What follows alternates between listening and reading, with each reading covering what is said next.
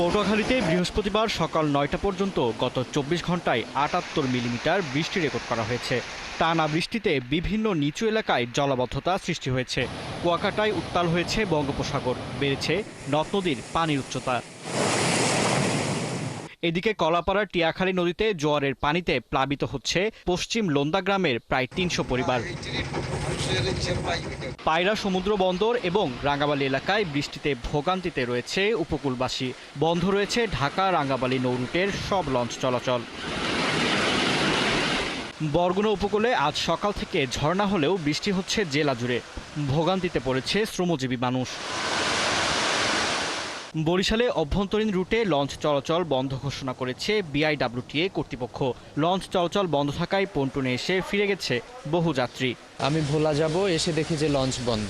মেহেন্দিগঞ্জ যাব, কিন্তু বরিয়া হওয়ার জন্য তো যাইতে পারছি।